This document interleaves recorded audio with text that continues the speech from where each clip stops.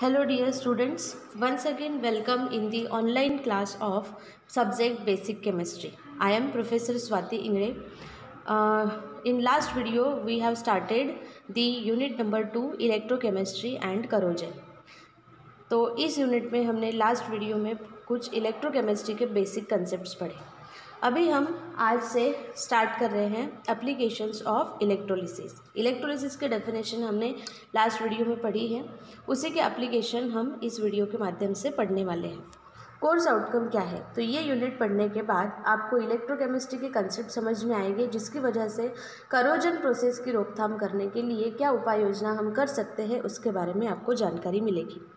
Learning outcome, आज का ये वीडियो देखने के बाद आप इलेक्ट्रोलिसिस प्रोसेस और उसके एप्लीकेशंस, मतलब उसको हम कहाँ पे यूज़ कर सकते हैं उसके बारे में जानेंगे। आज का वीडियो शुरू करने से पहले हम हमारे लास्ट वीडियो का एक क्विक रिव्यू कर लेते हैं। लास्ट वीडियो में आपने जो भी कंटेंट पढ़े थे उसके माध्यम से आप अलग अलग डेफिनेशंस, बेसिक कंसेप्ट जो है वो बता सकते हैं। जैसे इलेक्ट्रोलाइट किसे कहा जाता है, आयोनाइजेशन प्रोसेस क्या है, कटायन, अनायन, कैथोड, एनोड, उसके बाद इलेक्ट्रोलिसिस का प्रोसेस क्या है, इलेक्ट्रोड पोटेंशियल किसे कहते हैं, ये सारी जानकारी हमने लास्ट वीडियो में ली है।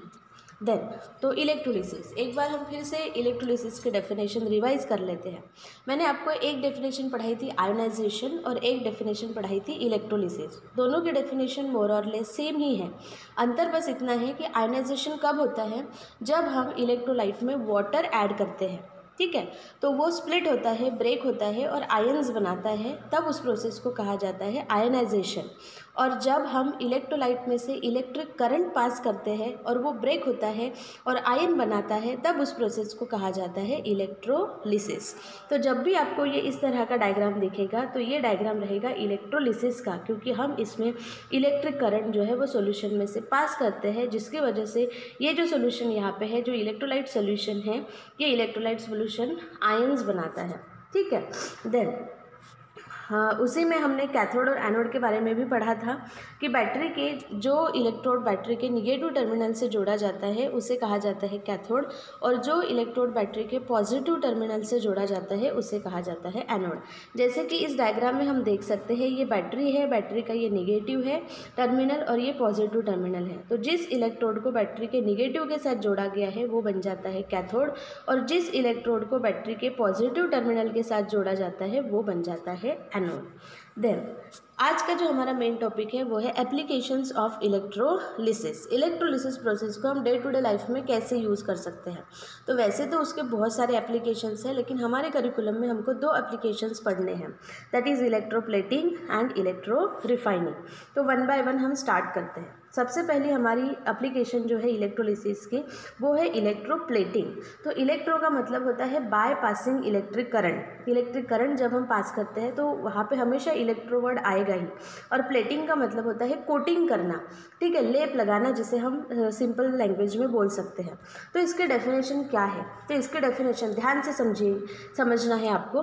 The process of obtaining a metallic coating of superior metal on the surface of inferior base metal by passing electric current is called as electroplating। Superior metal का कोटिंग चढ़ाते हैं हम किसके ऊपर, इन्फेरियर मेटल के ऊपर, लेकिन ब्रश से नहीं कि ब्रश डुबोया मेटल के सोल्यूशन में और दूसरे मेटल के ऊपर हमने उसको अप्लाई कर दिया, नहीं, ऐसे नहीं। ये जो कोटिंग का प्रोसेस हम कर रहे हैं ये बाय पासिंग इलेक्ट्रिक करंट करते हैं, मतलब सिर्फ हमको सोल्यूशन में से इलेक्ट्रिक करंट पास करना है, अपने आप सुपेरियर मेटल का कोटिंग किसके ऊपर चढ़ जाएगा, इन्फेरियर मेटल के ऊपर। अब आपको ये डाउट थोड़ा हो सकता है कि सुपेरियर मतलब क्या और इन्फेरियर मतलब क्या, ठीक है। मैं फॉर एग्जांपल आपको बताती हूँ। दो मेटल अगर हमारे पास है, एक मेटल है आयरन और एक मेटल है गोल्ड, एक मेटल है आयरन और एक मेटल है गोल्ड। तो आप लोग मुझे लॉजिक लगा के बताइए, क्या हम गोल्ड के ऊपर आयरन का कोटिंग करेंगे या फिर आयरन के ऊपर गोल्ड का कोटिंग, ठीक है। अगर हम हमारा लॉजिक सही लगाते हैं तो हमारा जवाब यही आएगा कि हम आयरन के ऊपर गोल्ड का कोटिंग लगाएंगे, क्योंकि गोल्ड जो है वो महंगा है, ज़्यादा कीमती है, और आयरन जो है वो उतना महंगा नहीं है। तो यही कंसेप्ट है इन्फीरियर और सुपेरियर का। हमेशा जो कोटिंग होती है वो सुपेरियर मेटल की लगाई जाती है। गोल्ड सुपेरियर है और आयरन क्या है, इन्फीरियर। तो इन्फीरियर मेटल के ऊपर हम सुपेरियर मेटल का कोटिंग चढ़ाते हैं, लेकिन बाय पासिंग इलेक्ट्रिक करंट, तब उसे कहा जाता है इलेक्ट्रोप्लेटिंग। तो फिर ये इलेक्ट्रोप्लेटिंग क्यों की जाती है, उसको हमको पढ़ना है, पर्पजेस ऑफ इलेक्ट्रोप्लेटिंग। पर्पस मतलब क्यों किया जाता है। तो इसके अलग अलग पर्पस है। जैसे सबसे पहला पर्पस है decoration. It gives attractive appearance to the base metal and increases its commercial value. ठीक है, अगर हम सुपेरियर मेटल का कोटिंग इन्फीरियर मेटल के ऊपर चढ़ाते हैं तो वो चीज़ सुंदर दिखने लगती है और उसकी कमर्शियल वैल्यू जो है वो बढ़ जाती है। ऐसा हम जनरली देखते हैं कि हमारे पास चांदी वगैरह के गहने रहते हैं, सिल्वर के, लेकिन बहुत सारे लोग वो सिल्वर के गहने के ऊपर गोल्ड का प्लेटिंग लगाते हैं। मतलब वो सुंदर भी दिखने लगता है, महंगा भी दिखने लगता है। ठीक है, और हमारी थोड़ी सी शान भी हमारी बढ़ जाती है कि हमने चांदी का नहीं पहना, हमने तो सोने का पहना है ना, इस तरह से।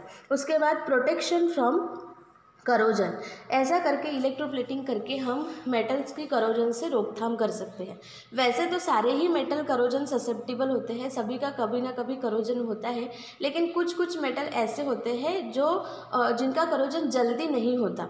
तो आयरन ऐसा मेटल है जिसका करोजन बहुत ही जल्दी हो जाता है, लेकिन जिंक ऐसा मेटल है जिसका आसानी से उतना करोजन नहीं होता। तो हम क्या करेंगे, आयरन मेटल के ऊपर किसका कोटिंग चढ़ा देंगे, जिंक मेटल का। कौन से प्रोसेस से, इलेक्ट्रोप्लेटिंग। ऐसा करके हम उसकी करोजन से रोकथाम कर सकते हैं। तीसरा एप्लीकेशन यहाँ पे दिया है, पर्पस यहाँ पे दिया है रिपेयरिंग, कि जो छोटे छोटे आर्टिकल्स होते हैं ना, जैसे हमारी घड़ी, जो हम रिस्ट वॉच पहनते हैं घड़ी, उसके पार्ट बहुत ही डेलिकेट होते हैं। वो मशीन ही तो इतना छोटा होता है, तो उसके पार्ट बहुत ही डेलिकेट होते हैं। वो पार्ट अगर टूट जाते हैं तो उसको रिपेयर करना थोड़ा सा डिफ़िकल्ट होता है, तो हम उसको इलेक्ट्रोप्लेटिंग प्रोसेस से रिपेयर कर सकते हैं। ठीक है, इसके और भी एप्लीकेशन है। जैसे कोई कोई मेटल्स होते हैं, उनकी इलेक्ट्रिकल कंडक्टिविटी जो है वो बहुत कम होती है, मतलब उसमें से इलेक्ट्रिक करंट आसानी से पास नहीं हो सकता। लेकिन अगर हम उसके ऊपर कॉपर या एल्यूमिनियम मेटल का कोटिंग चढ़ा देते हैं, तो कॉपर और एल्यूमिनियम मेटल जो है that are good conductor of electricity, उसमें से इलेक्ट्रिक करंट बहुत अच्छे से पास हो सकता है, तो उसकी इलेक्ट्रिकल कंडक्टिविटी क्या हो जाती है, बढ़ जाती है। तो ये है पर्पजेस ऑफ इलेक्ट्रोप्लेटिंग। अब एक एग्जाम्पल भी देख लेते हैं। ठीक है, तो हमारे पास एग्जाम्पल हम कौन सा पढ़ने वाले हैं, electroplating of silver on iron spoon. हमारे पास एक लोहे का चम्मच है, लोहे का स्पून है, और उसके ऊपर हम कोटिंग चढ़ा रहे हैं सिल्वर की। यहाँ पे आयरन इन्फीरियर मेटल हो गया, मतलब स्पून हमारा इन्फीरियर मटेरियल हो गया, और जो सिल्वर है वो सुपेरियर मेटल है। डायग्राम कुछ इस तरह से रहेगा। ठीक है, यहाँ पे हमने स्पून लिया है और स्पून को हमने बैटरी के निगेटिव टर्मिनल के साथ जोड़ा है। और अभी अभी हमने डेफिनेशन पढ़ी थी और इसके पहले वाले वीडियो में भी पढ़ी है कि जिस इलेक्ट्रोड को हम बैटरी के निगेटिव टर्मिनल से जोड़ते हैं वो बन जाता है कैथोड। तो ये चीज़ आपको हमेशा याद रखना है कि जब भी आप इलेक्ट्रोप्लेटिंग कर रहे हैं, इलेक्ट्रोप्लेटिंग, तो जिस चीज़ के ऊपर आपको कोटिंग करना है, जैसे यहाँ पे हमको आयरन स्पून के ऊपर कोटिंग करना है, लोहे के चम्मच के ऊपर कोटिंग करना है, तो जिस चीज़ के ऊपर आपको कोटिंग चढ़वा है उसको आपको हमेशा कैथोड बनाना है, मतलब बैटरी के निगेटिव टर्मिनल के साथ जोड़ना है। ये बैटरी का सिंबल आप लोगों को पता होगा, स्कूल में भी हमने पढ़े हैं। इसको एक छोटी लाइन और बड़ी लाइन से डिनोट किया जाता है। ठीक है, और बैटरी का पावर ज़्यादा होता है तो फिर छोटी लाइन बड़ी लाइन, छोटी लाइन बड़ी लाइन, छोटी लाइन बड़ी लाइन, ऐसे भी हम उसको डिनोट करते हैं। तो छोटी लाइन का मतलब होता है निगेटिव टर्मिनल और बड़ी लाइन का मतलब होता है पॉजिटिव टर्मिनल। ठीक है, देन जिसका कोटिंग चढ़ाना है, जिस मेटल का कोटिंग चढ़ाना होता है, उसको बनाया जाता है एनोड। उसको क्या बनाया जाता है, एनोड। जैसे यहाँ पे हमको सिल्वर का कोटिंग चढ़ाना है तो सिल्वर की प्योर प्लेट लेंगे, प्योर सिल्वर की प्लेट लेंगे और उसको हम बैटरी के कौन से टर्मिनल के साथ जोड़ेंगे, पॉजिटिव टर्मिनल। जैसे ही हम उसको पॉजिटिव टर्मिनल के साथ जोड़ेंगे वो बन जाएगा एनोड। ठीक है, और सॉल्यूशन कौन सा लेना है, तो हम यहाँ पे कौन सा सॉल्यूशन ले रहे हैं, सिल्वर नाइट्रेट सॉल्यूशन। सॉल्यूशन भी ऐसा होना चाहिए जिसमें जिस मेटल का कोटिंग चढ़ाना है वो प्रेजेंट होना चाहिए। जैसे कि यहाँ पे हमको सिल्वर का कोटिंग चढ़ाना है तो हमारा सॉल्यूशन ऐसा ही होना चाहिए जिसमें सिल्वर प्रेजेंट हो। तो सिल्वर नाइट्रेट सॉल्यूशन में सिल्वर होता ही है। तो ये तो हो गई डायग्राम। अब हम देखते हैं कि ये प्रोसीजर कैसी होती है, यहाँ पे एक्चुअल में क्या होता है। ठीक है, तो आयरन स्पून जो होता है it is clean bye washing it with hot NaOH and dilute HCl and water. तो आयरन स्पून को पहले अच्छे से क्लीन किया जाता है सोडियम हाइड्रोक्साइड सोल्यूशन से, उसके बाद डाइल्यूट HCl से उसको वॉश करके अगर उसके ऊपर कुछ डस्ट है, ग्रीट है, डर्ट है तो उसको निकाला जाता है और फाइनली उसको वाटर से वॉश किया जाता है। Then iron spoon is made as cathode. जैसा कि मैंने अभी अभी आपको बताया, आयरन स्पून को बैटरी के निगेटिव टर्मिनल के साथ जोड़ के उसको बनाया जाता है cathode. And pure silver plate is made as anode. ये बहुत ही इंपॉर्टेंट पॉइंट है। ठीक है, both the electrodes are then immersed in potassium argentocyanide solution. ठीक है, सिल्वर मैंने आपको बताते समय बोला था कि सिल्वर होना चाहिए क्योंकि हमने सिल्वर का कोटिंग करना है। ठीक है, तो डायग्राम में मैंने सिल्वर नाइट्रेट सोल्यूशन लिया है, लेकिन दूसरा भी सोल्यूशन हम ले सकते हैं जिसका नाम है पोटेशियम अर्जेंटोसाइनाइड सोल्यूशन। उसमें भी सिल्वर आयन जो है वो प्रेजेंट होता है। Then when current is passed iron spoon is plated with smooth and bright deposit of silver. जैसे जैसे सोल्यूशन में इलेक्ट्रिक करंट पास होता है, ठीक है, जो ये डायग्राम के माध्यम से बताती हूँ मैं आपको, जैसे सॉल्यूशन में हम यहाँ पे स्विच ऑन करेंगे इलेक्ट्रिक करंट पास होने लग जाएगा, इलेक्ट्रोलिसिस प्रोसेस होगा और धीरे धीरे क्या होगा, ये जो कुछ भी सिल्वर की हमने प्योर सिल्वर की प्लेट यहाँ पे लगाई है ना, इसमें से सिल्वर निकल के सॉल्यूशन में जाएगा, इसमें से सिल्वर निकल के सॉल्यूशन में जाएगा और सॉल्यूशन में जो भी सिल्वर जाता है वो किसके ऊपर जाके डिपॉजिट हो जाता है, कैथोड के ऊपर।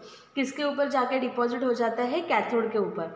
ठीक है, तो धीरे धीरे ये प्रोसेस जैसे जैसे चलता रहेगा, इस सिल्वर प्लेट में से सिल्वर निकल के इस आयरन स्पून के ऊपर जाके क्या हो जाएगा, डिपॉजिट हो जाएगा और हम बोलेंगे कि कौन सा प्रोसेस हो गया, इलेक्ट्रोप्लेटिंग प्रोसेस। इलेक्ट्रोप्लेटिंग प्रोसेस, ये चीज़ आपको हमेशा ध्यान में रखना है कि इलेक्ट्रोलिसिस प्रोसेस जब होता है तो जो भी कटायन वहाँ पे रिलीज़ होते हैं, ठीक है, वो हमेशा कैथोड के ऊपर जाके डिपॉजिट होते हैं। तो सिल्वर जो है, सिल्वर की प्लेट में से सिल्वर Ag+ बन के निकलेगा और Ag+ और जिस आयन के सर पे प्लस चार्ज होता है वो होता है कटायन, और कटायन हमेशा कटायन के ऊपर पॉजिटिव चार्ज होता है तो वो हमेशा कौन से इलेक्ट्रोड की तरफ जाएगा, निगेटिव इलेक्ट्रोड की तरफ। तो कटायन हमेशा कैथोड के ऊपर जाके क्या हो जाता है, डिपॉजिट हो जाता है, उस पर जाके चिपक जाता है।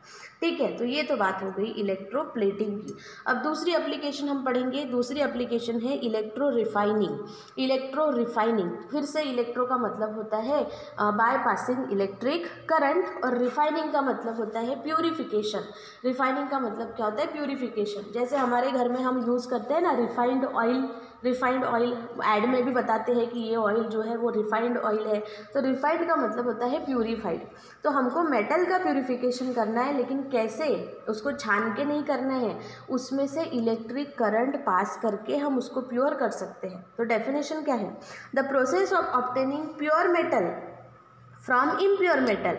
ठीक है, the process of obtaining pure metal from impure metal by passing electric current. Electric current pass करके हम इम्प्योर मेटल में से प्योर मेटल को बाहर निकाल सकते हैं। उस प्रोसेस को कहा जाता है इलेक्ट्रो रिफाइनिंग। उस प्रोसेस को क्या कहा जाता है, इलेक्ट्रो रिफाइनिंग। देन तो हमारे सिलेबस में, हमारे करिकुलम में हम कौन सा एग्जाम्पल पढ़ने वाले हैं इलेक्ट्रो रिफाइनिंग का, electro refining of blister copper. Electro refining of blister copper, it is blister copper not mister copper. ठीक है, अब हम सवाल ये उठता है कि what is mean by blister copper. तो ब्लिस्टर कॉपर का मतलब होता है ज़मीन के अंदर से जो कॉपर हमको मिलता है ना, कॉपर ज़मीन के अंदर से मिलता है, फ्रॉम दी अर्थ क्रस्ट मिलता है। तो जब ज़मीन के अंदर से ये मिलता है, इट इज़ नॉट 100% प्योर, वो 100% प्योर नहीं होता, उसमें दूसरे मेटल्स की या नॉन मेटल्स की या और सॉल्ट्स वगैरह की इम्प्योरिटीज़ प्रेजेंट होती है। तो ऐसे इम्प्योर कॉपर को कहा जाता है ब्लिस्टर कॉपर। ठीक है, तो हम यहाँ पे एक सवाल मैंने दिया हुआ है कि why blister copper is electro refined. Blister copper को हम डायरेक्टली किसी भी इलेक्ट्रिकल पर्पज़ के लिए यूज़ नहीं कर सकते, हमको पहले उसकी साफ़ सफाई करनी पड़ेगी, इम्प्योरिटीज़ को हटाना पड़ेगा, फिर ही हम उसको यूज़ कर सकते हैं। ऐसा क्यों, तो उसका आंसर यहाँ पे दिया हुआ है। Blister copper contain 3 to 5% impurities of sulphur, arsenic, zinc, nickel, silver, ठीक है, और गोल्ड, प्लैटिनम, Sb, ठीक है, etcetera. These impurities decreases the electrical conductivity of copper. In impurity की वजह से कॉपर की जो इलेक्ट्रिकल कंडक्टिविटी है, मतलब करंट बहा के ले जाने की जो क्षमता है वो जो है वो कम हो जाती है। इसीलिए ब्लिस्टर कॉपर को यूज़ करने से पहले क्या किया जाता है, इलेक्ट्रो रिफाइन किया जाता है। एक बार अगर वो प्योर हो गया तो कोई भी दिक्कत नहीं रहेगी, ठीक है। देन ब्लिस्टर कॉपर की इलेक्ट्रो रिफाइनिंग की डायग्राम कुछ इस तरह से है। यहाँ पे मल्टीपल एनोड और मल्टीपल कैथोड जो है वो लगाए जाते हैं। यहाँ पे ध्यान में रखने वाली चीज़ ये है, ठीक है, यहाँ पे ध्यान में रखने वाली चीज़ ये है कि ब्लिस्टर कॉपर मतलब जिसका प्यूरिफिकेशन हमको करना है, उसको हमेशा बनाया जाता है एनोड। उसको हमेशा क्या बनाया जाता है, एनोड। ये दिख रहा है आपको ए, तो ये सब क्या है, एनोड, क्योंकि हमने इसको बैटरी के कौन से टर्मिनल के साथ जोड़ा है, पॉजिटिव। और ये किससे बने हुए होते हैं, ब्लिस्टर कॉपर, जिसका हमको प्यूरिफिकेशन करना है, ठीक है। और हमको उसमें से किस चीज़ को बाहर निकालना है, प्योर कॉपर को। किसको बाहर निकालना है, प्योर कॉपर को। तो जो प्योर कॉपर की प्लेट होती है ना, उसको बनाना है कैथोड। तो ये सीसी दिख रहा है आपको, तो ये सीसी जो है इसको कैथोड बनाया, मतलब ये निगेटिव टर्मिनल के साथ जोड़ा है और ये बना हुआ है प्योर कॉपर से, ठीक है। इलेक्ट्रोप्लेटिंग में हमने क्या किया था, आयरन के स्पून को कैथोड बनाया था और प्योर सिल्वर प्लेट को एनोड बनाया था। यहाँ पे हमको ब्लिस्टर कॉपर को, मतलब जिसका प्यूरिफिकेशन करना है, उसको एनोड बनाना है और उसमें से जिस मेटल को हम बाहर निकालना चाहते हैं, जैसे यहाँ कॉपर को बाहर निकालना चाहते हैं, तो उसको हमको बनाना है कैथोड, ठीक है। तो आगे बढ़ते हैं, इसका प्रोसीजर क्या है, ठीक है। इसका प्रोसीजर इस तरह से है कि in a large lead line tank impure copper blocks मतलब blister copper are arranged as anode. अभी जो मैंने आपको बताया कि ब्लिस्टर कॉपर को हमको क्या बनाना है, anode. And pure copper plates are arranged as cathode, ठीक है। Then tank is filled with aqueous solution of 15% copper sulphate solution and 5% H2SO4 solution. यहाँ पे मिक्सचर हम करते हैं CuSO4 और H2SO4 डालने की वजह से सोल्यूशन की इलेक्ट्रिकल कंडक्टिविटी बढ़ जाती है और हमारा प्रोसेस फास्ट होता है। When current is pass through the solution, blister copper is electro refined. जैसे जैसे सोल्यूशन में से करंट पास होता है, वैसे वैसे ये जो एनोड है, एनोड मतलब क्या, ब्लिस्टर कॉपर, वहाँ से कॉपर निकल निकल के कहाँ पे जाएगा, सोल्यूशन में। और मैंने आपको इसके पहले ही बताया था, कॉपर कौन से फॉर्म में निकलेगा, कटायन के फॉर्म में। कॉपर कौन से फॉर्म में निकलेगा, कटायन के फॉर्म में। कटायन के ऊपर होता है प्लस चार्ज, तो प्लस चीज़ को किसके तरफ दौड़ेगी, निगेटिव के तरफ। और निगेटिव कौन है, कैथोड।